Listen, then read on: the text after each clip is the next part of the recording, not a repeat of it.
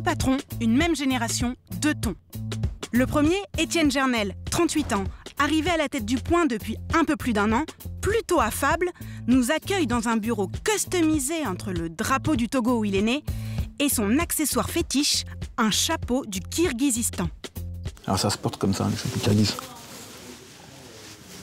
J'ai l'air d'un con, pas? Le second, Mathieu Croissando, 43 ans, promu à l'Obs l'été dernier, est un poil plus austère à l'image de son bureau, dépourvu de tout objet personnel. Non, je vais pas le customiser artificiellement. Pour mieux les connaître, 3 questions. Comment managent-ils?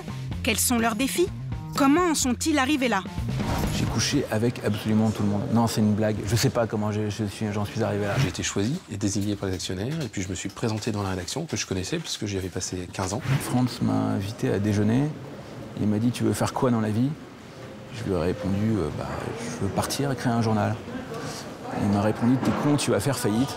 J'ai une meilleure idée pour toi. » Voilà. Et 2 mois plus tard, il m'a nommé directeur adjoint de la rédaction. Et donc la rédaction a voté. Et elle a voté à 77%, je crois, pour le projet.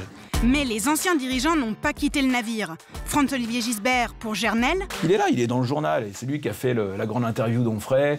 Il fait un édito par semaine. Bien sûr qu'il est là. Et Jean Daniel pour Mathieu Croissando. On a des discussions très régulières avec Jean sur la ligne, notamment, sur les grands choix éditoriaux, et puis via ses éditos sur les thèmes d'actualité. L'idée, c'était pas de faire une rupture, c'était de s'inscrire dans une histoire. L'histoire continue, mais le style change.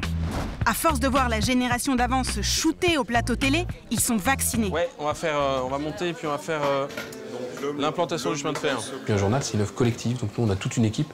Je préfère envoyer les journalistes, les rédacteurs en chef, parler des sujets qui les concernent, plutôt que d'en parler moi-même sur tous les plateaux. Est-ce qu'on a besoin d'être une rockstar? C'est ça votre question.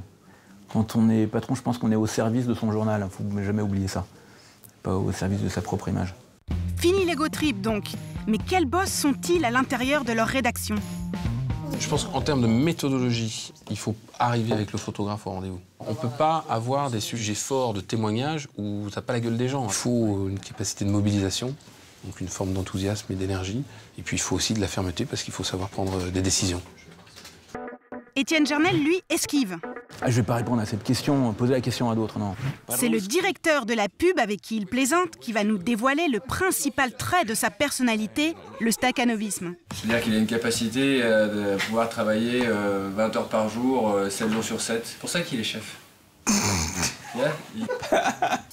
Gernel et Croissando sont confrontés au même défi, sortir la presse de la crise. Et ils ont la même thérapie choc, le numérique. Je vais vous montrer un truc.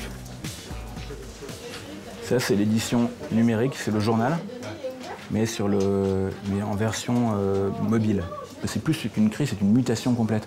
Ceux qui ont réussi quand même à sentir, à voir leur vente progresser, leur diffusion progresser, les économistes, c'est quasiment américain, ils font la moitié de leur diffusion là-bas, le New Yorker, et comment ils ont fait? Par le numérique. Il faut partir des usages. Donc aujourd'hui, comment les gens consomment entre guillemets de l'information, mais ils le consomment beaucoup sur écran. Si c'est pour faire le crash, non. Parce que le crash, on va l'avoir sur toutes les télés, sur tous les... Exemple ce jour-là avec le crash de la Germanwings. Donc trouvons un angle mag pour raconter quelque chose. Ce ne sera pas dans le journal, c'est le numérique qui s'en charge. Il faut qu'on arrive à être complémentaires et cohérents. Qu'on n'ait pas simplement un site qui fasse du hard news en temps réel et un magazine qui soit très froid. Non, il faut qu'on rapproche les deux. Et c'est tout ce qu'on essaie de faire dans le journal. Mais ils n'ont pas scié la branche sur laquelle ils sont assis. C'est encore le papier qui prime. À l'Obs, la fabrication du journal se fait encore à l'ancienne. Donc là, vous avez le mur où s'affichent à mesure de reproduction toutes les pages du journal. Et donc ça, c'est le journal qui sort demain. Et au Point, Étienne Gernel insiste pour nous présenter un personnage central.